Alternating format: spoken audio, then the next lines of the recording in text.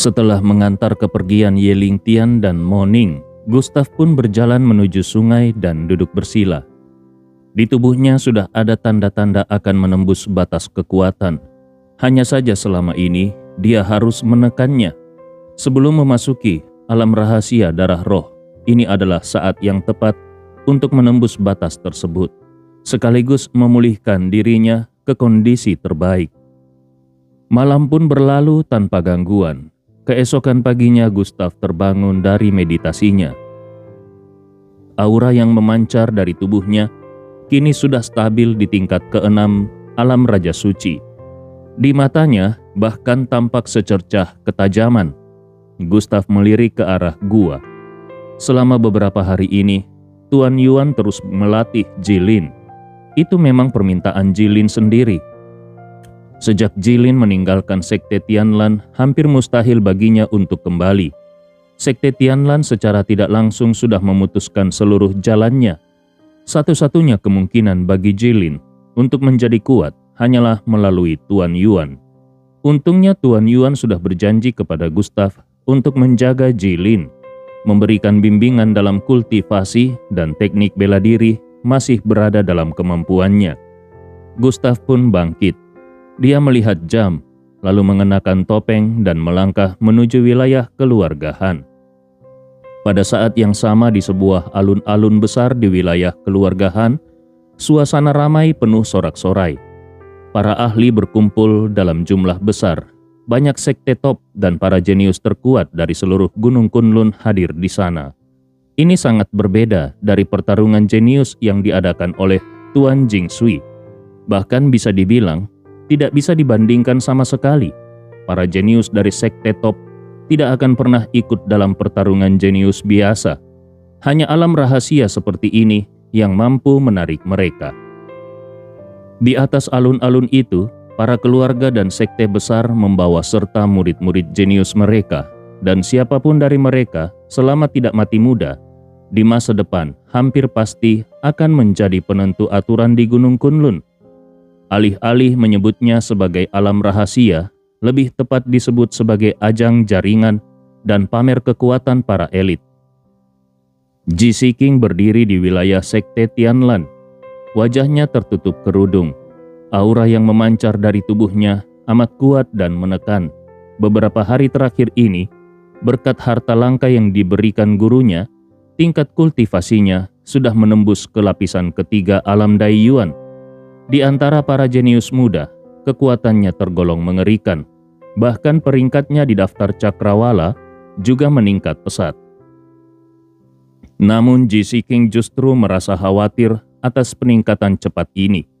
Dasarnya belum cukup kokoh, dan kalau terlalu terburu-buru, dantiannya bisa semakin beresiko. Kalau nantinya berhasil mencapai alam Kaisar Dewa pun, ingin melangkah lebih jauh akan menjadi hal yang sangat sulit baginya.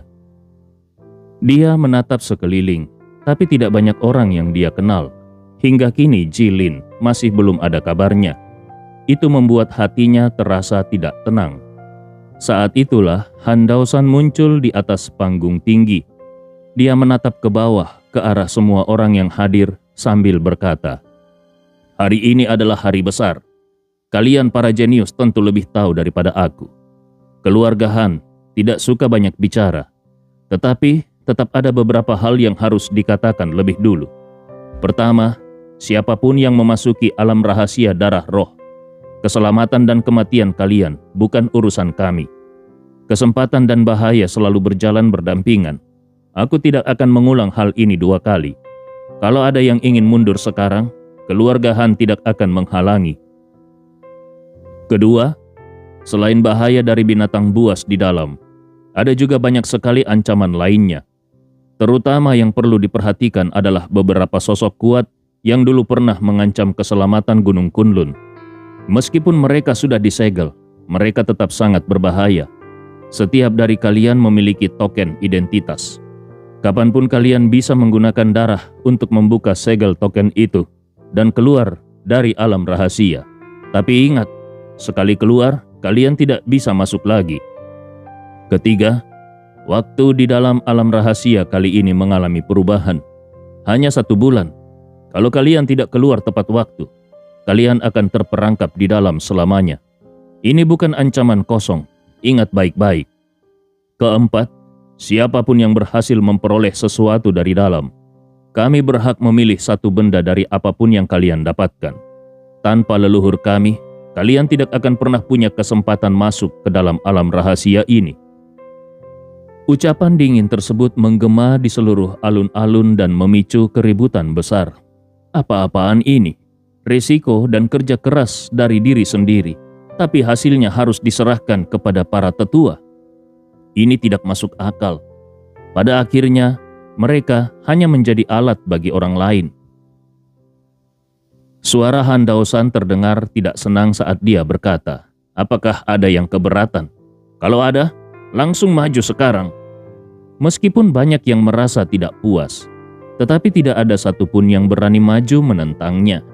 Han Daosan melanjutkan, "Terakhir, alam rahasia darah roh tidak bisa dimasuki oleh para tetua sepertiku.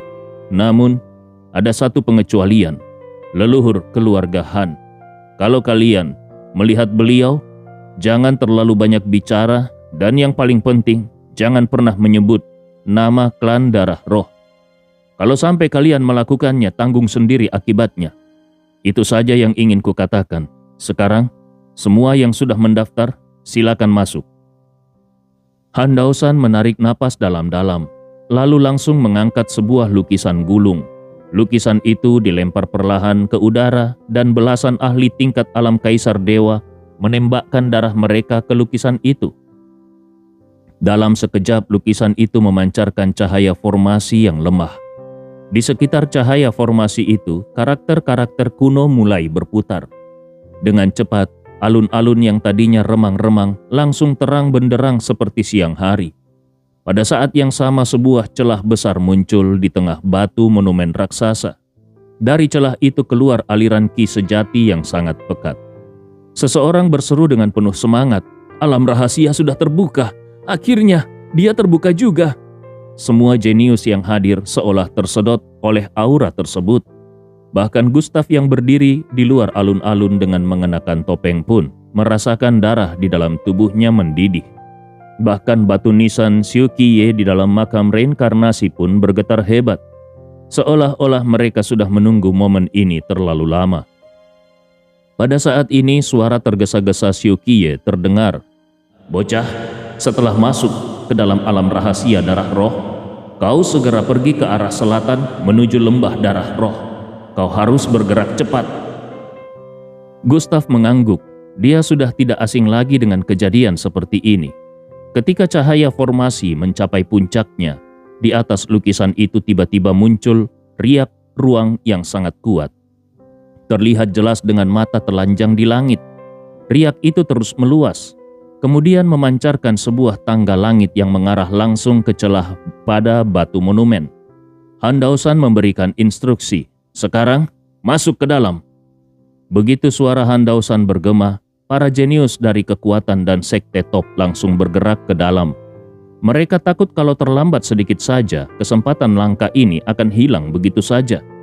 Tangga langit menuju alam rahasia darah roh menunjukkan pemandangan yang sungguh luar biasa. Gustav juga merasa sedikit terkejut di dalam hati. Dia menoleh ke arah Zhou Yan di sampingnya dan berkata, "Ayo, kita berangkat juga." Namun saat dia hendak melangkah menuju tangga langit, dia malah dihentikan oleh Zhou Yan yang tiba-tiba berubah ekspresi wajahnya. "Tuan Ye, tangga itu hanya diperuntukkan bagi para jenius yang mendapat jalur khusus. Sedangkan kita..." Gustav memotong, "Lalu bagaimana cara kita masuk ke dalam?" Zhou Yan menghela nafas panjang lalu menunjuk beberapa celah di sekitar riak ruang itu. "Kita hanya bisa masuk dari sana." Gustav melihat celah-celah itu dan hampir saja memuntahkan darah karena marah. Lubang-lubang itu hanya berdiameter beberapa puluh sentimeter. Apakah dia harus merangkak masuk? Jadi begini nasib para kultivator independen, tidak punya hak sedikit pun. Zhou Yan berkata, "Tuan Yi, ini memang sudah menjadi aturan sejak dulu.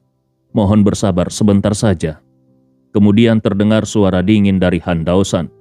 "Kalian para kultivator independen, kenapa masih bengong di situ? Kalau mau masuk, masuklah cepat. Kalau tidak, enyah semuanya dari sini." Bagi Han Daosan, para kultivator independen ini tidak mempunyai sumber daya berarti dalam menghadapi apa yang akan terjadi 1,5 tahun ke depan. Mereka tidak akan memberi pengaruh besar. Namun, kesempatan tetap harus diberikan. Siapa tahu salah satu dari mereka berhasil menembus alam kaisar dewa. Begitu kata-kata Han Daosan selesai diucapkan, para kultivator independen segera bergegas merangkak masuk dengan cara yang amat memalukan. Karena celah ruang terlalu sempit, mereka hanya bisa masuk dengan berlutut dan merangkak. Beberapa orang bahkan memerah wajahnya karena malu. Perlakuan yang tidak adil ini bagi mereka adalah bentuk penghinaan. Beberapa menit berlalu, sebagian besar kultivator independen sudah masuk dengan penuh kehinaan. Hanya Gustav dan Zoyan yang belum bergerak. Zoyan berkata, "Tuan Ye, waktunya hampir habis. Kalau kau tidak masuk sekarang, aku akan masuk duluan." Zoyan sudah merasakan tatapan dingin Han Daosan mengarah kepadanya, jadi dia tidak berani lagi menundanya. Begitu Zoyan masuk, Gustav tetap tidak bergerak. Beberapa ahli alam kaisar dewa pun memerintahkan memperhatikan Gustav yang mengenakan topeng sambil berbisik satu sama lain. Apa yang dilakukan si kultivator independen itu? Coba lihat. Apakah dia tidak tertarik dengan kesempatan sebesar ini? Bahkan mau merendahkan diri saja tidak bisa. Bagaimana dia bisa berkembang tanpa dukungan kekuatan besar? Siapa dia sebenarnya? Kenapa rasanya aku belum pernah melihatnya? Han Daosan pun mengerutkan keningnya dan membentak. Hanya seorang kultivator independen. Masa ia disuruh berlutut masuk saja susah? Tatapan dingin Gustav menyapu Han Daosan. Dia mendengus dingin lalu melangkah menuju riak ruang. Tatapan itu penuh dengan niat membunuh, tanpa disembunyikan sedikit pun. Raut wajah Han Daosan berubah menjadi tidak enak dilihat. Seorang kultivator independen berani menatapnya dengan niat membunuh. Apakah dia punya dendam sedalam itu? Tapi, apakah dia memang pantas melakukannya? Baru saja dia ingin bertanya, tiba-tiba dia mendapati pemuda bertopeng itu mengeluarkan sebuah pedang panjang dari tangannya. Pedang panjang itu langsung ditebaskan, namun riak ruang tidak menunjukkan reaksi sedikit pun. Kerumunan yang menyaksikan langsung tertawa terbahak-bahak. Bocah yang tidak tahu diri, apa kau tahu seberapa kuat formasi yang menyelimuti alam rahasia ini? Dengan kekuatan sepertimu kau mau menerobosnya? Lucu sekali. Siapa anak itu? Jangan-jangan dia memang bodoh. Apakah dia merasa dirinya begitu mulia, sampai-sampai tidak layak untuk berlutut? Aku pernah berurusan dengan para kultivator independen, tapi belum pernah melihat yang sebodoh ini. Tawa dan ejekan orang-orang tidak menggoyahkan ketenangan batin Gustav. Dia menutup matanya, lalu tiba-tiba membukanya kembali. Detik berikutnya, petir ilahi berwarna merah melingkar di sekujur lengannya. Gustav berkata, "Naga darah, keluarlah. Bantu aku menghancurkan riak ruang ini." Tiba-tiba raungan naga menggema, dan seekor naga darah langsung muncul dari tubuh Gustav, kemudian meluncur menerjang riak ruang. Riak itu terus bergetar, dentuman demi dentuman terdengar. Pemandangan ini terlalu menggetarkan. Siapa sangka kultivator independen bertopeng itu ternyata seorang pengendali naga. Bahkan Han Daosan pun mengerutkan kening dan matanya menatap tajam ke arah Gustav, seolah ingin melihat dengan jelas siapa pemuda itu sebenarnya. Namun, aura yang menyelimuti Gustav seakan dilindungi oleh kekuatan besar. Han Daosan tidak bisa menembusnya sama sekali. Suara benturan keras terus menggema. Di hadapan mata semua orang, akhirnya tampak bahwa riak ruang itu mulai retak, garis demi garis pecahan muncul. Orang-orang menahan napas dan mulai berbisik di antara mereka. Tidak ada yang menyangka kalau kali ini akan muncul kultivator independen sebrutal ini. Dengan kekuatannya sendiri, dia mencoba menghancurkan jalur masuk yang diperuntukkan bagi para kultivator independen. Seorang tetua di samping Han Daosan bertanya, "Ketua, orang itu berani merusak formasi alam rahasia ini. Apakah perlu kita cegah?" Han Daosan mendengus dingin, "Bawa kultivator independen itu ke hadapanku." Baru saja dia melepaskan niat membunuh yang sangat kuat. Orang seperti itu tidak boleh dibiarkan hidup. Tetua itu mengangguk. Baik. Dia langsung mengerahkan niat membunuhnya dan melesat cepat ke arah Gustav. Tentu saja Gustav merasakan kehadiran tetua itu di belakangnya. Dia mendengus dingin lalu melangkah maju di antara alisnya. Api abadi dan kekuatan dari klan iblis menyala bersamaan.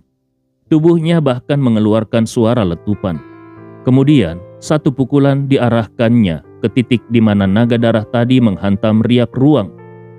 Api menyebar ke segala arah dan petir menyambar liar.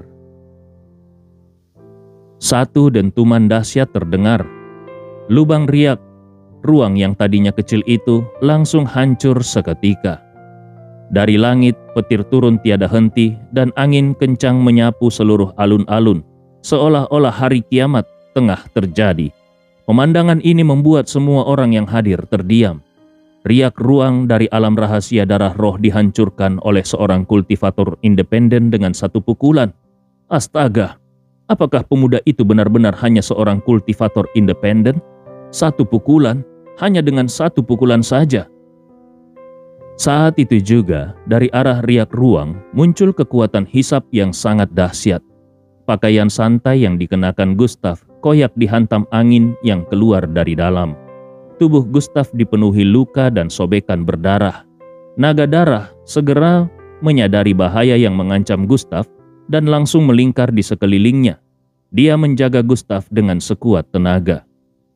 Suara Xiuqiye kembali terdengar dari dalam makam reinkarnasi. Bocah, tutup matamu. Gunakan api abadi untuk melindungi seluruh tubuhmu. Cepat!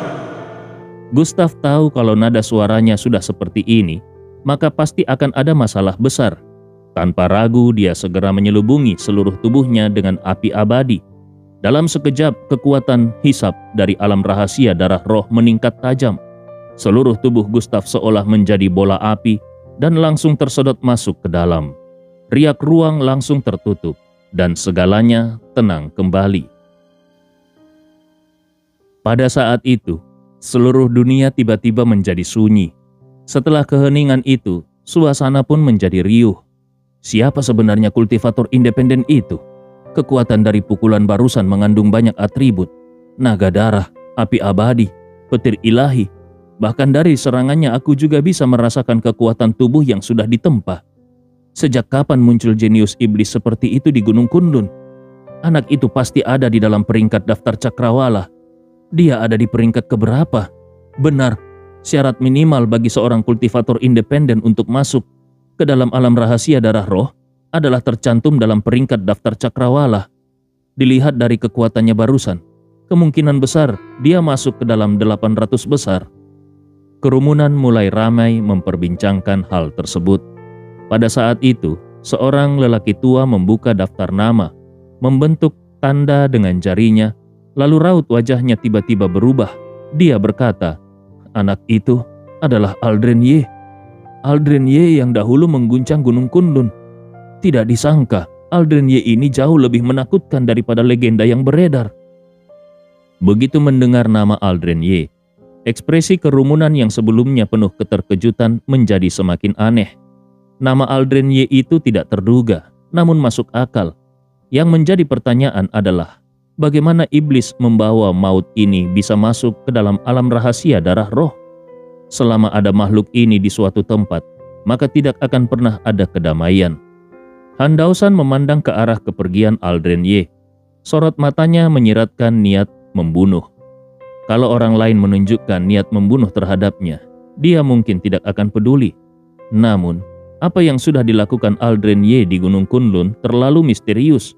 Muncul tanpa jejak, lalu lenyap begitu saja. Siapapun yang diincar oleh Aldren Ye, tidak ada satupun yang selamat. Orang ini bagaikan iblis dari neraka, terus-menerus menelan hidup dan mati orang lain. Orang semacam ini cepat atau lambat akan menjadi bencana besar. Jadi dia harus dilenyapkan.